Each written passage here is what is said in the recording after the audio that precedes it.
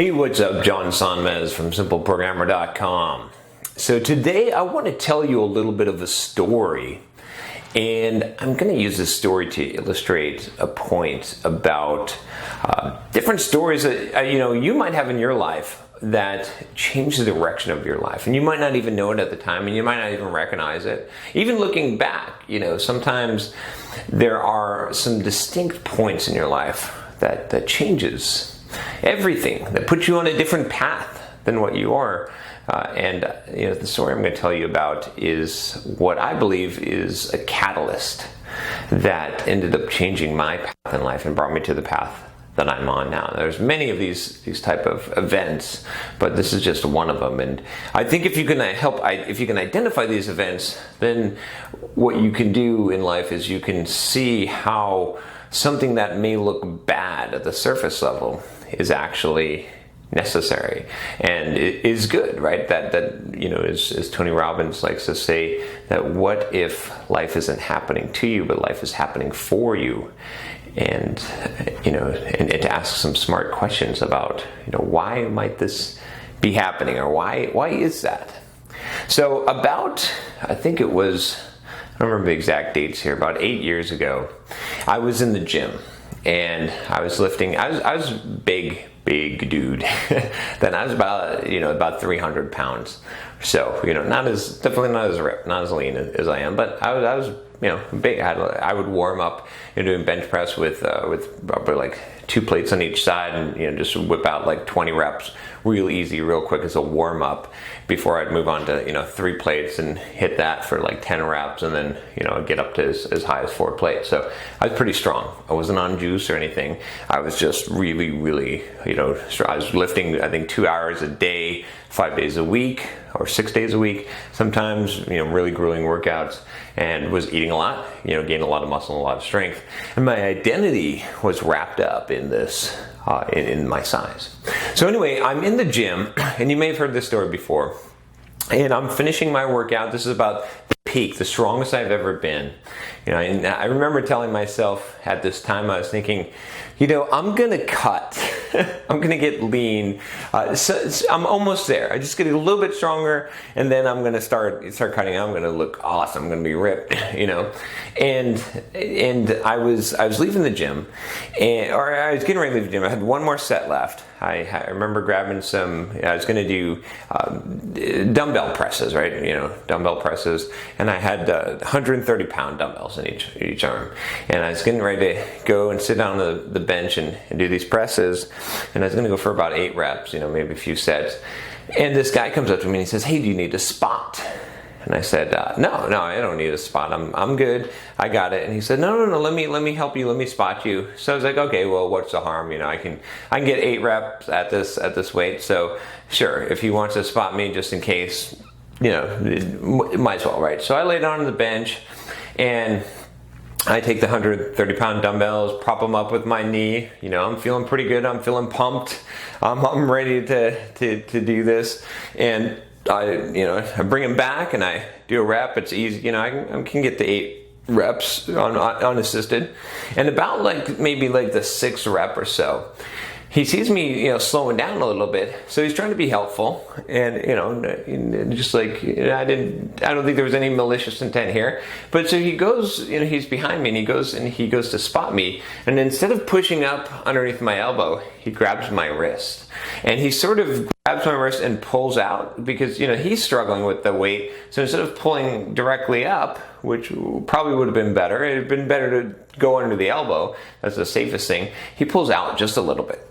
And I remember, it just happened so fast. It was all of a sudden I heard this pop, this just like a rubber band, and my arm just fell to the ground, and there was searing pain. Just this, my face, my vision went black essentially, and I almost blacked out. Right, it was just like this. I went into shock basically, and I looked down at my arm. My arm is just limp like a noodle there. Right, I can't even really move it, and I look down and it's becoming purple. Right, this whole bicep is just filling up purple, and you can see here. You can see that there's this pec is torn. Right, if you look on the other side, I actually have attachment here, but on this side it's gone. right? It's, it looked much worse. It was rolled up, at that point. And the guy's apologizing. He realizes that he did something wrong, and I'm a little bit ticked off, but I'm a little bit more concerned. I don't know what's happened here, and I'm in quite a bit of pain here. So I go to the doctor, this 1 minute clinic or whatever. And he says, "Oh no, you don't have a tear. If you just like a partial tear or something, probably not even in serious, just probably a strain. Even though my arm is purple," he says, "because if you tore your bicep, your pec off, you would be in excruciating pain right now. You would not be talking to me." And so I said, "Okay, well," and what ended up happening was, to make a long story short, eventually it didn't get much better. I went to see an orthopedic surgeon, and they did an MRI, and they're like, "Yeah, you basically tore off your pec. That's a full pec tear. It's completely gone," and it reattached, right? So I went through physical therapy, and I didn't do the surgery to reattach it because I wasn't sure about having that done. The risk of that, and I wanted to see what was going to happen. So I never got it repaired. And I'm benching and everything now, but that moment set me on a different path in life, and it led me down this path, right? Because had I not torn that pec, my identity would still be wrapped up in being the biggest guy at the gym, right? And my focus, right? That experience, what happened to me in that moment was that I lost everything, right? I was working out 2 hours a day. It's like training for the Olympics and then snapping your leg, right? It was that level of dedication that I had an identity wrapped up in this. I could no longer be, and I can no longer be, the strongest guy in the gym. I'm never going to be what I was before and what my identity was. So all of that identity that I had built up, this false identity, right? This false security, this false belief in myself, it all disappeared in a moment, right? It was devastating to me. I remember just feeling this incredible loss because I didn't know who I was anymore, and everything I had worked for was gone. It was permanent damage, right? Something happens, I think, when you damage your body permanently, right? That I can imagine it, for those of you that have lost a limb, or someone who lost a limb, it represents permanent damage. There's no coming back. It's gone, right? And that's how I felt, right? It wasn't not as bad as losing an arm or a leg or something like that, but to me, it was permanent. I felt this permanence and this loss of identity, and I was depressed. I ended up at first I lost some weight, and then I tried to get lean, and then I got really fat. I got down to maybe like 200 pounds. And then I ballooned up to 300 pounds. And that, the thing is, like, that I'm glad that happened, right? And I've talked about this before. I can't remember which video I did, but I talked about this idea. But I just wanted to illustrate that point, that sometimes these things happen to us, and it sets us on a different course in life. And I wouldn't be talking to you right now. I wouldn't be doing these videos. I wouldn't be on the path that I am on if I didn't have that happen. If I didn't have to have that identity, my identity wiped out, have that ego check, and go on sort of a self-discovery process to figure out more of who I was. Now, granted, I still didn't quite figure it out, and I still don't. I'm still growing and changing, but that moment I can trace back, right, in time. It put me on a different path. It put me on a path to growth, because that pain, that loss of identity, that crisis that happened in my life, it made me drop the fake identity that I had, and I had to forge a new one, right? And going through that process caused me to grow. It caused me to change. It caused me to become mentally stronger, to become emotionally stronger, to seek out more in life, right? Than just being the strongest guy, right? I was using that as a crutch, right? Because I had not, at this point in my life, I had not dealt with rejection. I had not dealt with my insecurities, many of my insecurities.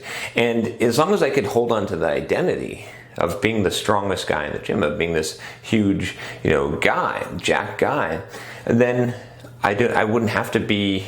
I could mask all that stuff. I could mask all the crap that I was dealing with, right, or that I wasn't dealing with, that I needed to deal with in my life. And as soon as that was gone, all of these issues started emerging. I had to start dealing with these problems. I had to start dealing with the fact that I couldn't face rejection, that I didn't feel adequate enough, that I didn't feel good enough, right? That I didn't have something valuable to offer to the world, that I wasn't worthy. So why am I telling you this? Because you have to look at your own life. And some of you still have this victim mentality, this video on victim mentality, but you still hold on to it, even though you know it, even though you've seen that video, because you want to believe that you're the victim. And no matter what I tell you, you're not going to believe. You're going to still think that life is unfair. But if you can make a mindset shift, and instead of just not seeing yourself as a victim, instead maybe you can see what's happened to you as something that is designed to grow you, to forge your character, a catalyst that's going to put you, or has put you, on a different path in life, a path of growth, right? If you're here and you're subscribed to this channel, you're probably on a path of growth, because this is channel, you wouldn't be here listening to me, talk about growth if you weren't interested in it. So just something to consider is that these points in life, and there's more than one, right? This is one point. I think this is when I trace it back, this is where things really shifted, right? As far as putting me on this path. There were some other events that happened in my past, and there's things that will happen in the future that will continue, right? And it's not always a straight progression, but go and look and examine your own past. And maybe you can take some of the wrongs that happened to you, right? Because I could have a different viewpoint on this, right? I could say, oh, this horrible thing that happened to me, where I tore my pec. I was in a lot of pain. It hurt. I'm never the same since, right? I could view it that way, but I wouldn't get much benefit out of it, right? Instead, I choose to see it through the lens of what it has done, how it's altered the course of my life for the positive. And there's probably some events in your own life that you can find where the same thing has happened, right? And you might have remembered it or thought of it as a negative, as a bad thing, as something that happened to you. But what if it happened for you, right? What if it happened for you? What if that was what put you on the path? And what if you just haven't learned the lesson yet? If you feel like there's no positive from it, what if you can go back and you can see the lesson now and get on the right path, make the changes that are required? Because one thing that happens in life is that we keep on learning the lessons, we keep on taking the tests that we haven't passed, right? And so when are you going to pass? If you feel like you're stuck in life, maybe you've gotten the lesson, maybe you've already gotten the thing that you're supposed to get, but you just keep on ignoring it. And so you keep on getting tested, and you keep on going through the same trial over and over again in various different forms, because you keep on thinking it's happening to you, instead of saying, what is the message? What is the meaning in this thing? So, anyway, some deep thoughts here, but I thought I'd share that with you because, again, as I was thinking about this today and thinking about, how did I get to where I am? How did I get on this path? What were the things that happened to me? I realized that I couldn't have been on this path. I couldn't have been going the direction that I was going if I never had that physical problem. If I never had my ego shattered, right? If I never had, that thing I was holding on to, that I was putting so much faith in, so much of my confidence, so much of my identity wrapped up in, if that didn't get shattered, I couldn't have rebuilt and I built a new ego and a new identity that was false, and that one had to get shattered as well.